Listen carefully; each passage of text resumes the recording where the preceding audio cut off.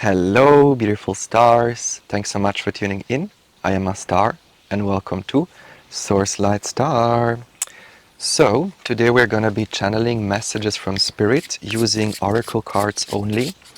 So, if this video found you, trust that there is a message for you to hear today. So, we are tuning into our higher self, tuning into Spirit, tuning into the highest expression of ourselves. With the bee coming up, there is also a message of resilience. The working bee is coming up, and obviously what the bee is producing is the honey. So when we talk about the honey, this is basically the golden nectar. This is the nectar of immortality, the elixir of life, the ambrosia. There are many different names. In the Vedic tradition, it's called Amrita. That's the word I was looking for. So this honey basically is secreted. It's the secretion of our pineal gland. So when our pineal gland secretes this honey, which is actually like a golden yellowish substance, when this secretion happens, when the honey is being produced, then it is creating DMT in the brain. And when this then flows through our blood, it basically helps us understand that we are source. It helps us understand, or it leads to this realization that everything is spirit, that everything is connected, that everything is interwoven and intertwined. And again, DMT is a natural molecule. It is being produced when we sleep, for example, when we dream, or also when we are born or when we die, or when we have like an enlightenment experience or a spiritual experience where for this brief moment we experience this oneness with everything. And what this secretion of the honey actually does, and that's why it is called the nectar of eternity or the elixir of life, basically it helps us understand that we are eternal, that we are the eternal soul. But what it actually does chemically in the brain, it is actually allowing the two hemispheres of the brain to harmonize. And when this harmonization happens, when this balancing happens, this is allowing us to see life through the lens of oneness. So instead of being in the duality, with this secretion of the honey, we start to see life through the lens of unity. We start to see life as an eternal soul. And that's why this nectar or this substance is called the nectar of immortality. Because when it is there, when it is being secreted and it flows through our veins or through the brain, then we understand that we are eternal, that we are undying. And that's why it's called the nectar of immortality or eternity. And many of you are going through this process right now with the bee. Well, again, this notion of the working bee, because again you have, like the bee, put in the work to now be able to reap the rewards.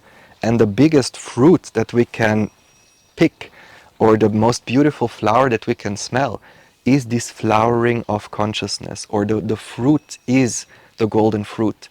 The golden fruit is also the golden apple in the story of the Hesperides, like the 3 golden apples.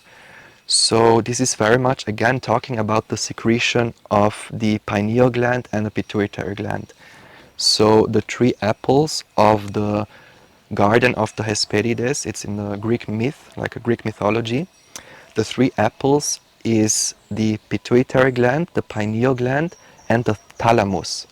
So there is the hypothalamus, which is the central part of our brain, and in the thalamus, basically, when this synchronization happens, when the secretion of both pineal and pituitary gland happen, this is then what allows the brain hemispheres to synchronize, and this synchronization is then opening the thalamus.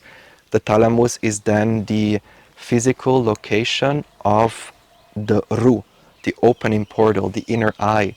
So that's why when we say the inner eye opens, or we have this first awakening, this is the first time the 2 brain hemispheres really synchronize, and it is allowing this opening to take place. And this opening basically is looking at life through the lens of oneness, so oneness consciousness.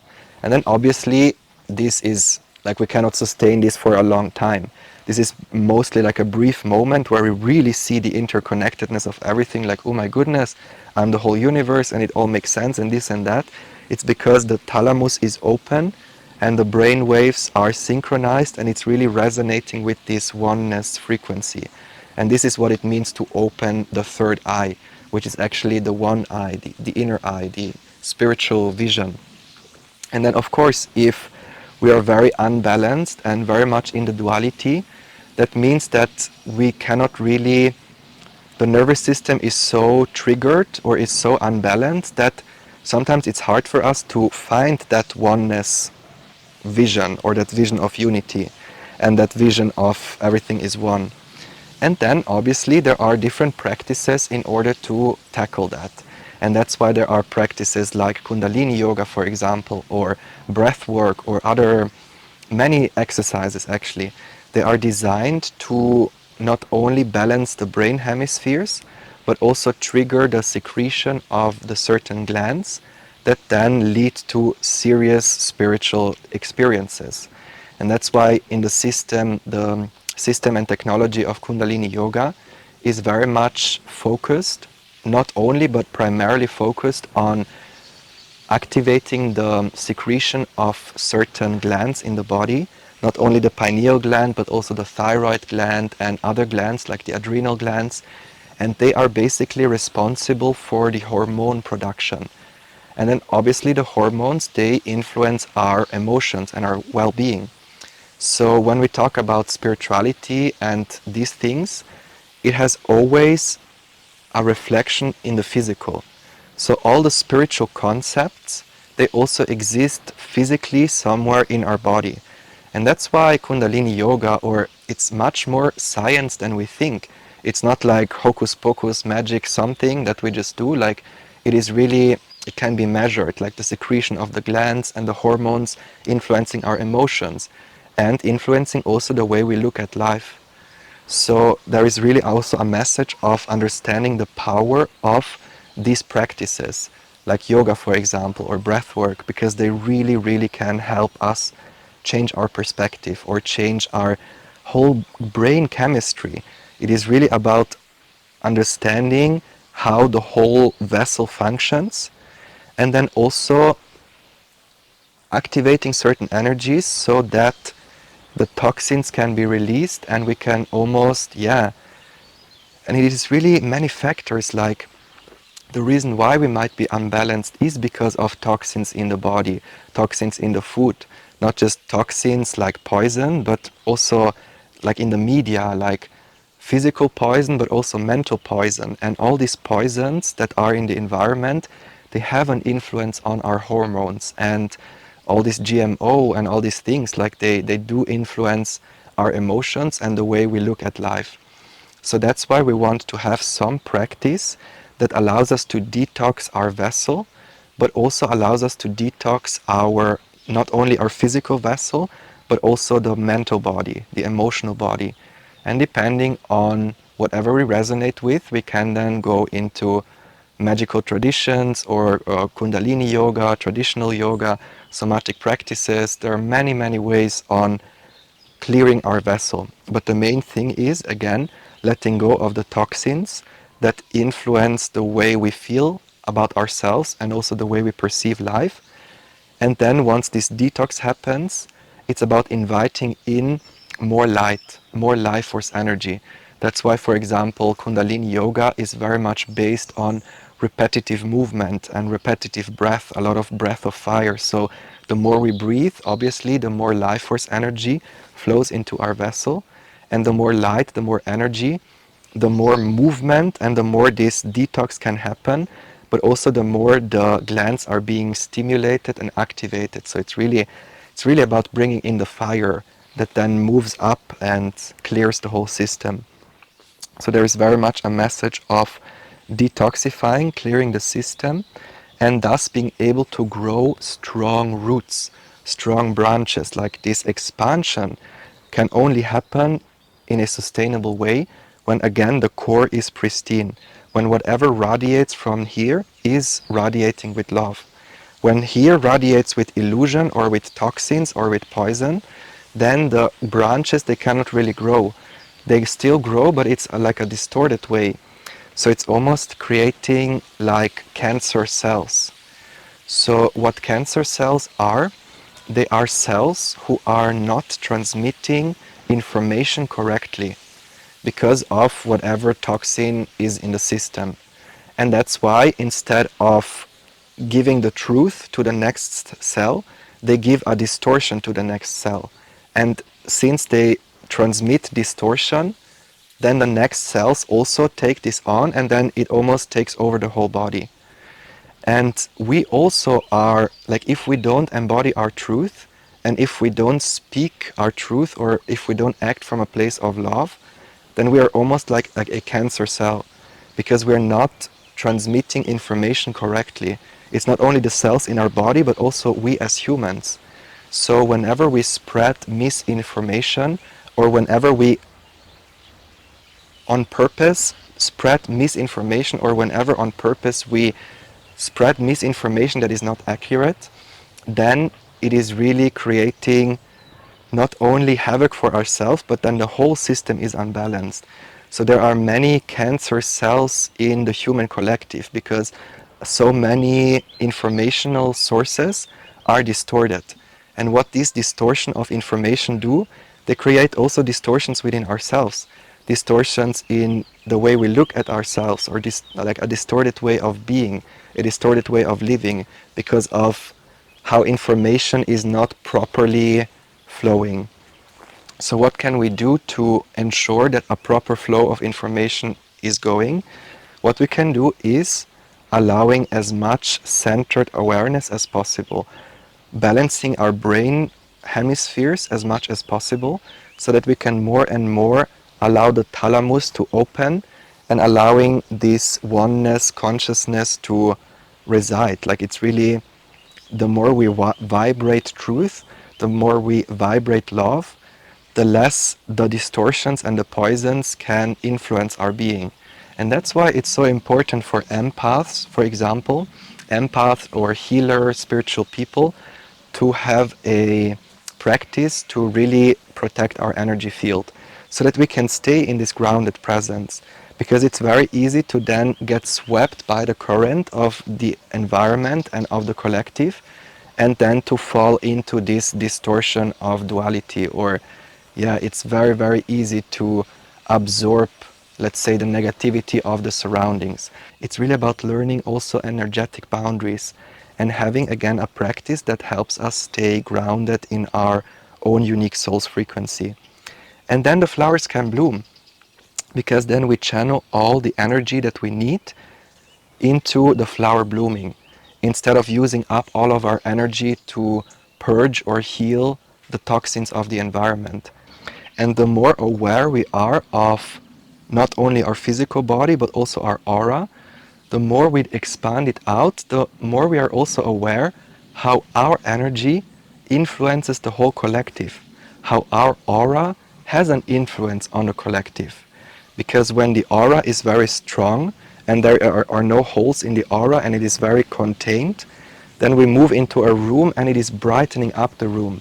It is really having a positive effect on the environment.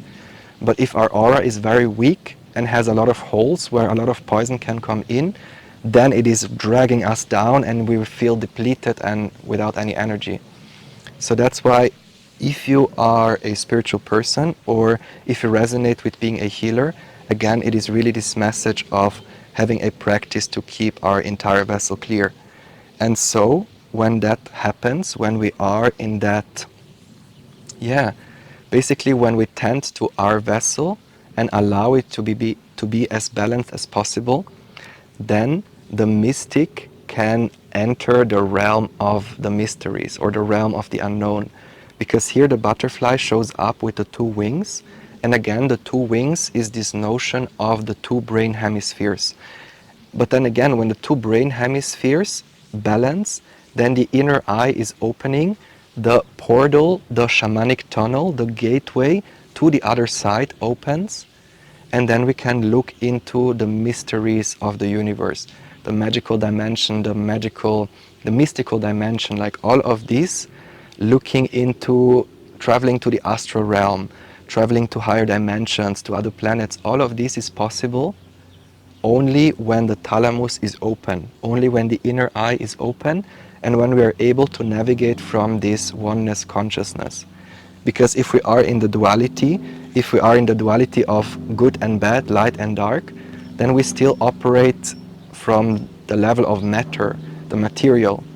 But in order to navigate the spiritual realms, we are wanting to play with spiritual rules, like closing our eyes, so there is no vision of duality, because when my eyes are open, there is the vision of duality, of light and dark, of yin and yang, of masculine and feminine.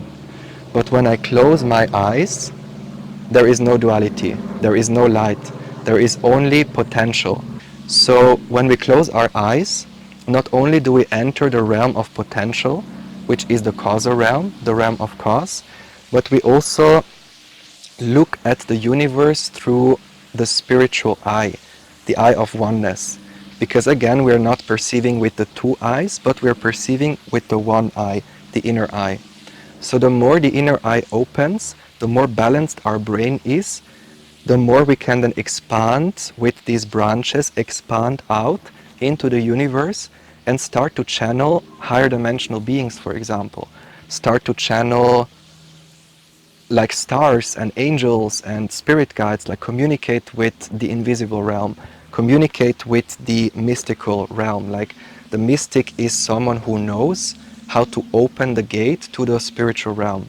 And not only does the mystic know how to open the portal, the shamanic tunnel, but they also travel through it in order to retrieve information, to channel messages, channel insights that then help the mystic to navigate this life. And that's the path of the mystic, like the artist. It's this energy of traveling throughout the whole realms, all the realms of the tree of life, like the higher realms and the underworld, but also the physical realm. The three realms, all the dimensions, like we have access to that because we're not separate from that.